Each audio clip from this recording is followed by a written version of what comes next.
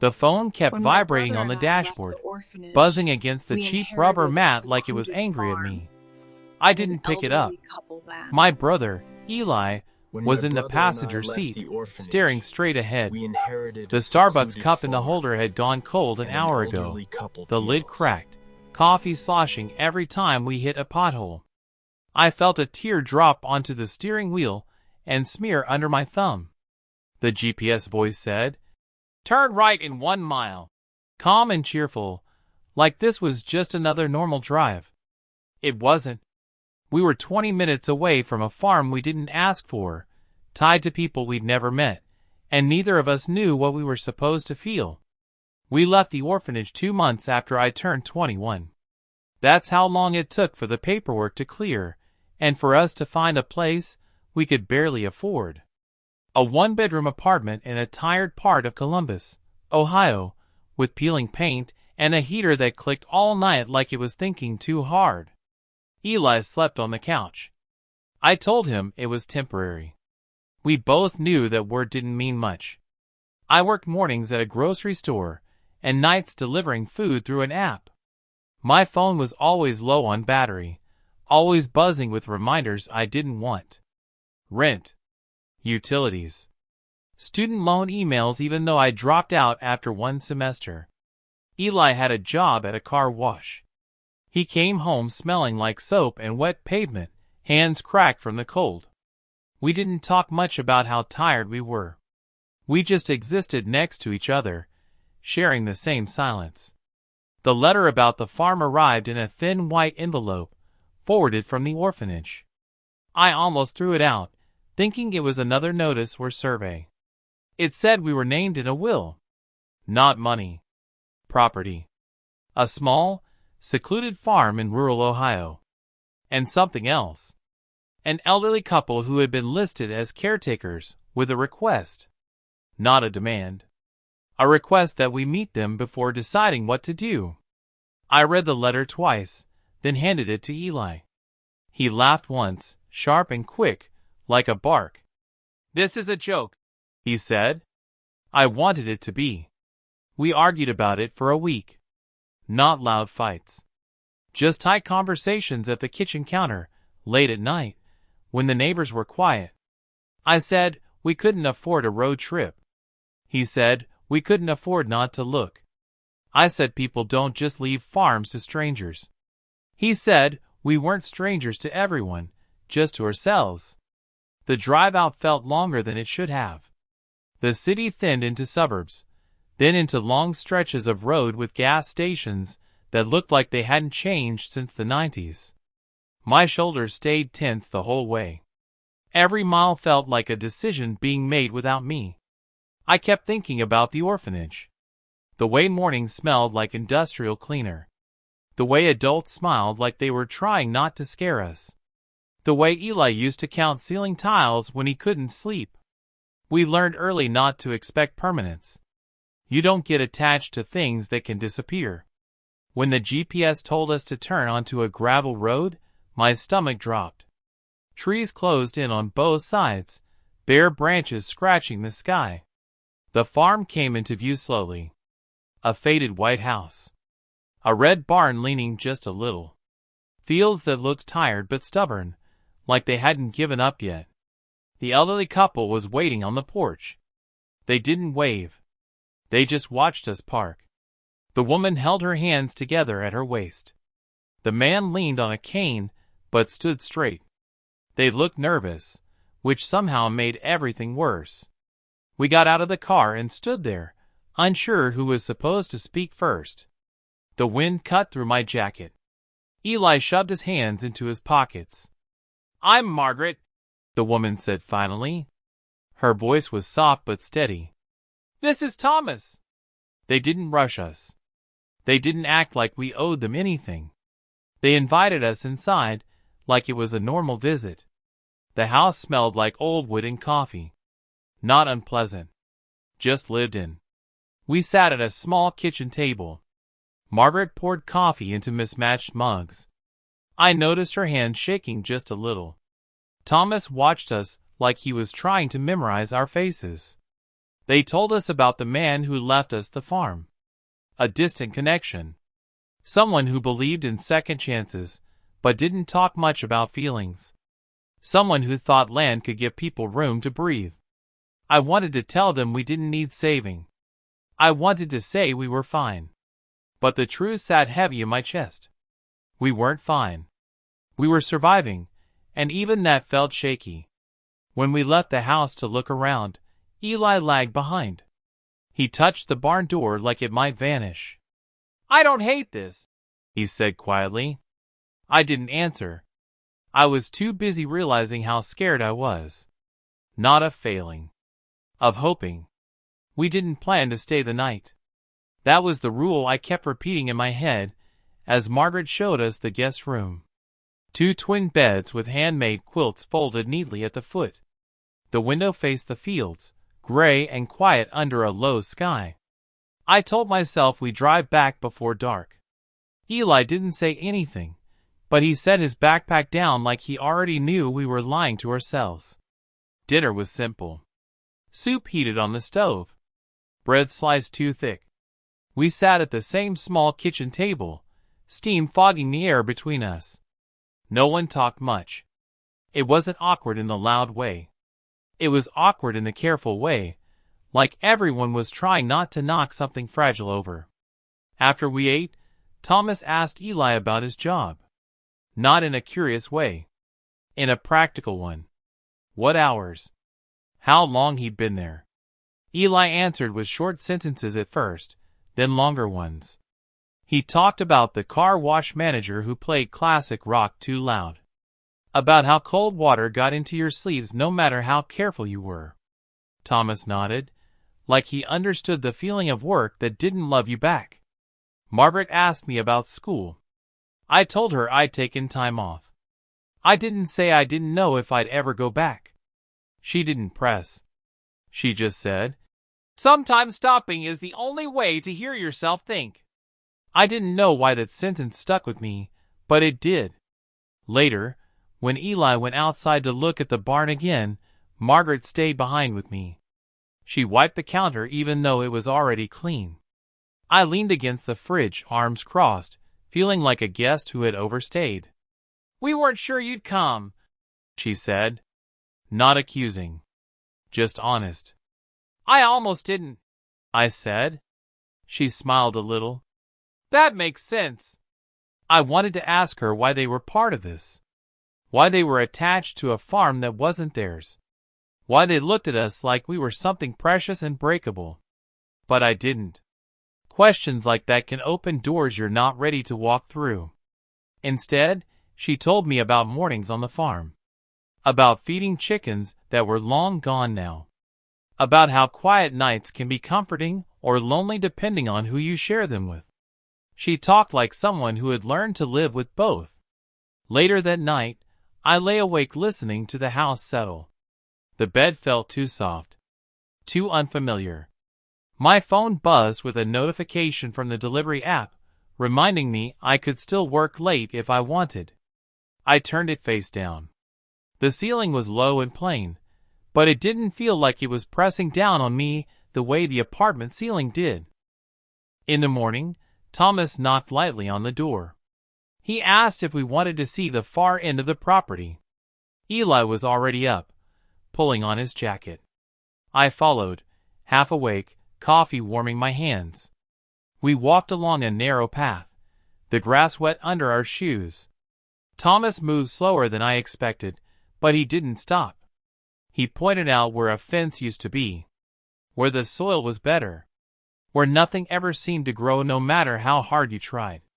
"Land's like people," he said at one point. "You can't force it to be something it's not. You can only work with what's there." Eli asked questions. Real ones. About repairs. About costs. About what it took to keep things running. Thomas answered honestly. He didn't sugarcoat anything. He talked about mistakes. About years that barely broke even. About learning when to let something rest. I hung back listening. Part of me was already listing reasons this wouldn't work. Too far from jobs. Too expensive. Too risky. Another part of me, quieter but persistent, noticed how Eli's shoulders looked lighter out here. How he stood taller.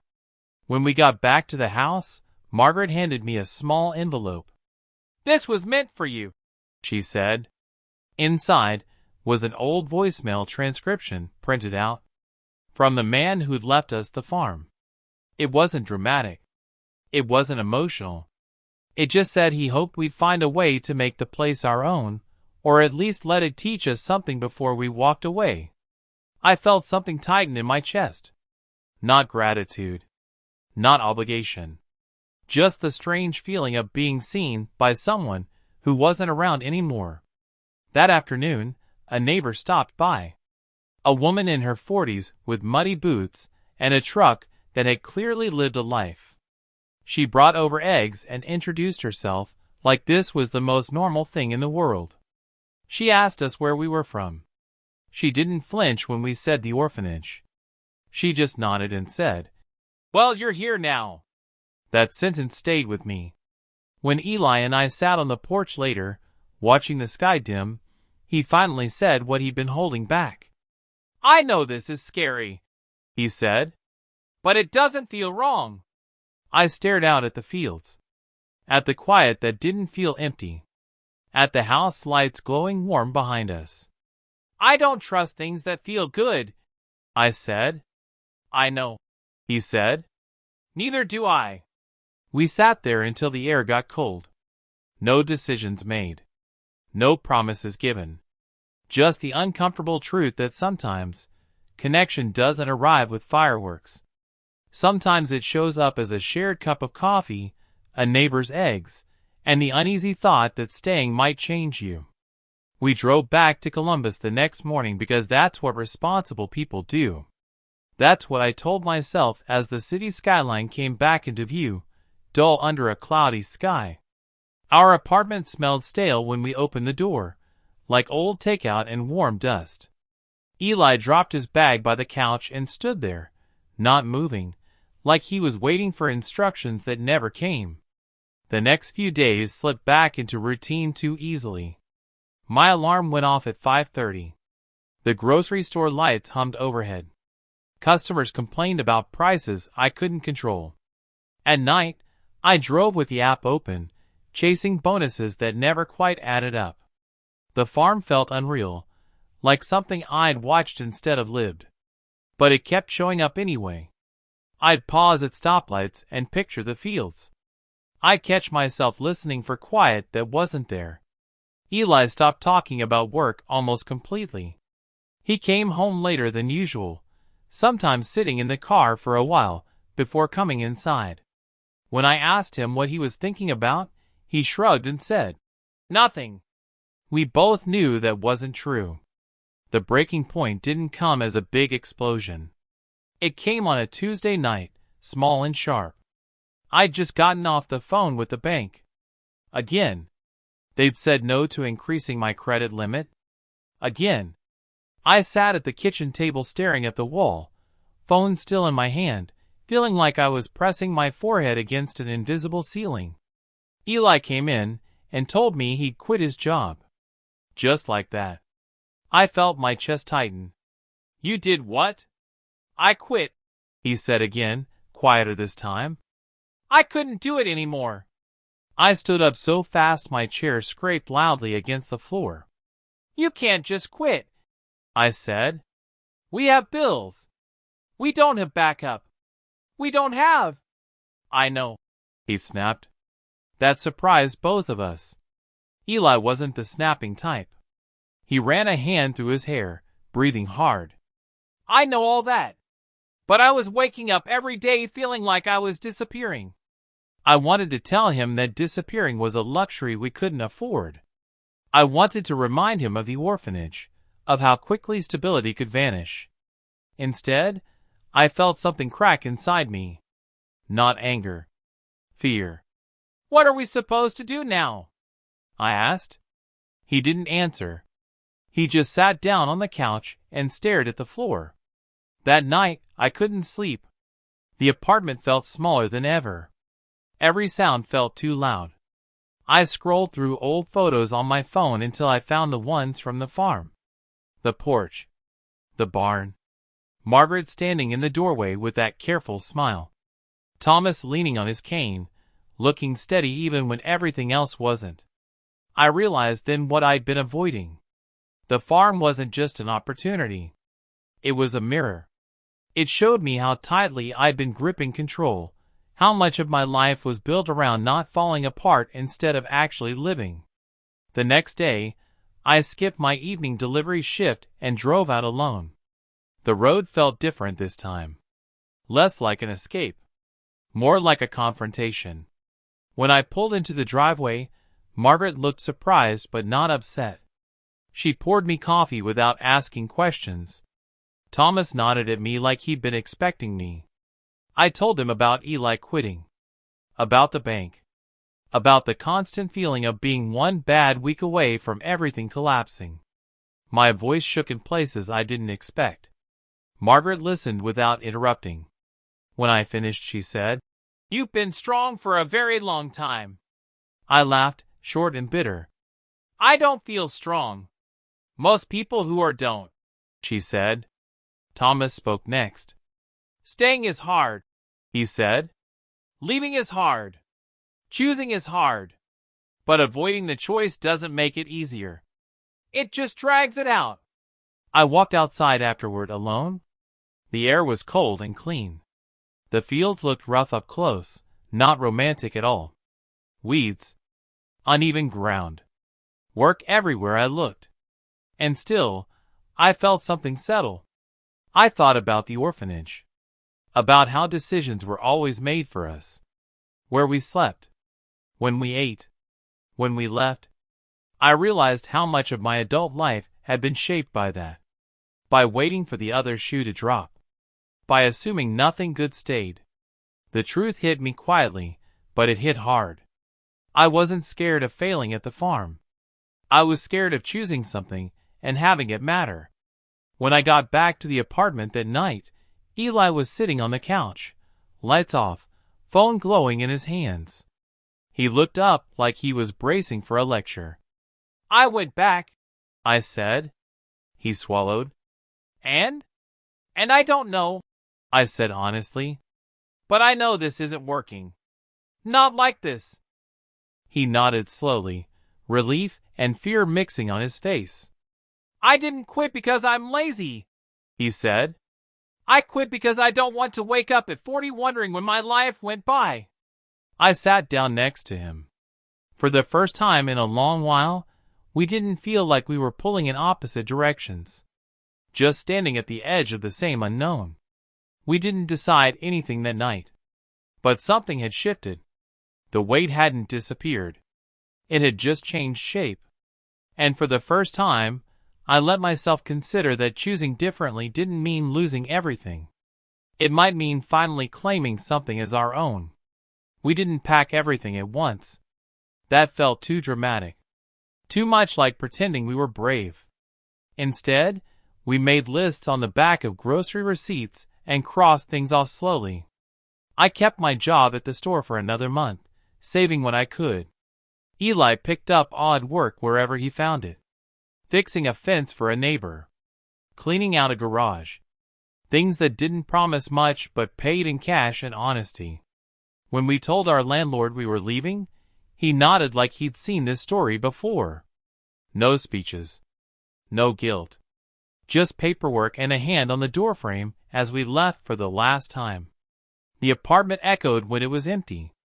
I stood there a second longer than necessary, letting the quiet settle. It didn't feel like failure. It felt like closure. The drive to the farm felt different this time. The GPS still talked. The coffee still cooled too fast. But my shoulders weren't up around my ears. Eli drove, humming along to the radio, off-key and unashamed. I watched the fields come back into view and felt nervous in a new way. Not scared of losing something. Scared of beginning. Margaret cried when we arrived. Quick tears she wiped away like she was embarrassed by them. Thomas shook Eli's hand, and then mine, firm and steady. "You don't owe us anything," he said. This place is yours to learn from. That's all. The first weeks were hard in boring ways. We learned how many things break when you touch them. How quiet nights can make your thoughts louder. How money stretches thinner when you add gas and repairs and groceries from the one store 10 miles away. I applied for a transfer at the grocery store and got part-time hours.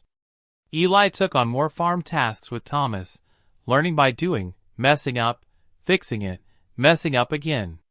He came home tired in a way that looked different from before. Not empty. Used. There were days I questioned everything. Days I stood in the kitchen staring at unpaid bills, wondering if I dragged us into another version of instability. On those days, Margaret would leave soup on the stove without saying anything. Or the neighbor would stop by with extra feed and stay to talk about nothing important. Slowly, routines formed. Coffee in the morning on the porch. Work that left dirt under our nails. Evenings where we sat at the table and talked about small things. Weather. Repairs. What needed to happen next. One night, after a long day, Eli said something simple that stopped me. "I don't feel like I'm waiting anymore," he said. I understood exactly what he meant. The farm didn't fix us. We still worried. We still argued. I still woke up some mornings with that old tight feeling in my chest. But there was space now.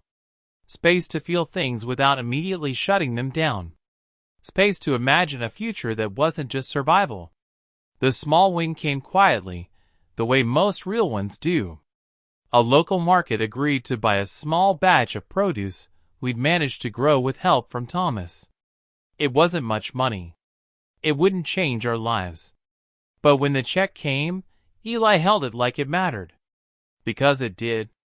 That night, we sat on the porch again, sky dark and wide above us. The house lights glowed behind the windows. Margaret and Thomas laughed softly inside, a sound that felt earned. I thought about how long I'd believed that stability was something other people got. That if you came from chaos, you were always one step behind. Standing there, listening to the night, I realized something simpler. Life doesn't suddenly become safe. You just learn which risks are worth taking. We didn't know how long we'd stay. We didn't pretend this was forever. But for the first time, we weren't running from where we were. We were choosing it day by day. Before going inside, I sent a message to an old friend from the orphanage. I told her where we were. I told her it wasn't perfect. I told her it was real. I put the phone down and looked out at the fields one more time. The farm was quiet. Not empty. Just waiting. And for once, so were we.